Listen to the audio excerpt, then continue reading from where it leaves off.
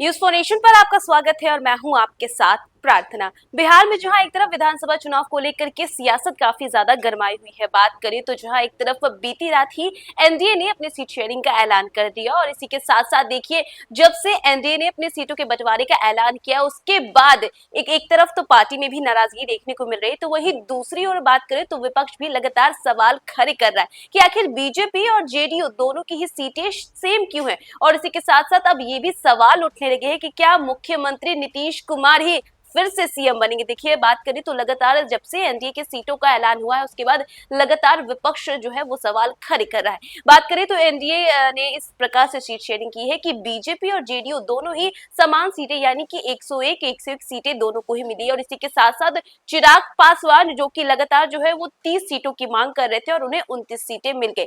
लेकिन अगर नाराजगी किसी में देखी जा रही है तो वो है जीतन राम मांझी की पार्टी और उपेंद्र कुशवाहा की पार्टी। और देखिए, बात करें तो जीतन राम मांझी और उपेंद्र कुशवाहा दोनों को ही 6-6 सीटें मिली और उसके बाद नाराजगी काफी ज्यादा बढ़ गई है। तो जहां एक तरफ एनडीए के अंदर ही नाराजगी बढ़ती जा रही है तो वही दूसरी ओर विपक्ष भी लगातार सवाल खड़े कर रहा है कि क्या एक बार फिर से पूरी सियासत पलटेगी, क्या फिर से मुख्यमंत्री नीतीश कुमार ही सीएम बनेंगे या फिर कुछ और ही मामला है इसके अंदर का।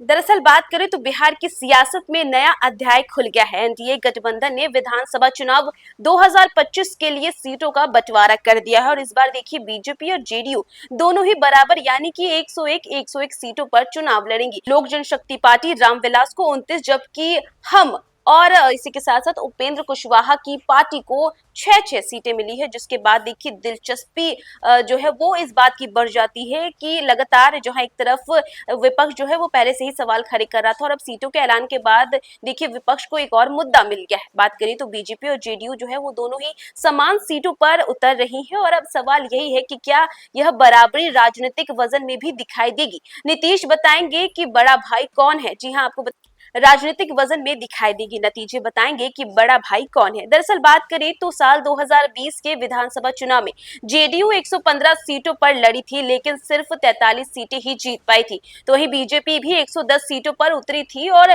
74 पर बीजेपी ने विजय प्राप्त की थी और इसके बावजूद सीएम की कुर्सी नीतीश कुमार को ही मिली क्योंकि बीजेपी ने वादा निभाने का दावा किया था। लेकिन इस बार समीकरण कुछ अलग है क्योंकि नीतीश की पार्टी का उत्साह बीजेपी के मुकाबले थोड़ा कम नजर आ रहा है। दरअसल बात करें तो बीजेपी के कई शीर्ष नेता कई बार कह चुके हैं कि बिहार चुनाव में चेहरा नीतीश कुमार का ही है। बीजेपी का दावा है कि परिणाम चाहे जो भी हो, नीतीश कुमार ही एनडीए के मुख्यमंत्री रहेंगे। लेकिन विपक्षी महागठबंधन खासकर राजद और कांग्रेस कह रही है कि बीजेपी जीत के बाद नीतीश को किनारे कर देगी, मगर अब असली तस्वीर तो 2025 के नतीजों में साफ दिखेगी। देखिए, बात करें तो बीजेपी और जेडीयू लंबे समय से गठबंधन में साथ चल रहे हैं लेकिन इस बार दोनों बराबर यानी कि 101 सीटों पर चुनाव लड़ रहे। इससे जेडीयू के लिए बड़े भाई की भूमिका चुनौतीपूर्ण हो गई है। आरजेडी नेता मनोज झा ने इसे स्पष्ट करते हुए कहा है कि अब बीजेपी और उसके सहयोगियों की कुल सीटें 142 है और जेडीयू सिर्फ 101 सीटें मिली है। उनका मानना है कि वर्षों से जेडीयू का दावा रहा है कि वो एनडीए में बड़ा भाई है लेकिन इस बार उसकी भूमिका कमजोर कर दी गई है। दूसरी ओर पूर्णिया से निर्दलीय सांसद पप्पू यादव ने भी सीट बंटवारे को लेकर के चुटकी ली। उन्होंने कहा कि चुनाव के बाद चाहे नीतीश कुमार मुख्यमंत्री बने या ना बने, जेडीयू का बिहार में प्रभाव कम हो जाएगा और उनके अनुसार यह बदलाव स्वागत योग्य होगा। आरजेडी नेता मृत्युंजय तिवारी ने भी एनडीए सीट शेयरिंग पर कहा कि यह स्पष्ट है कि एनडीए के भीतर सब कुछ ठीक नहीं है।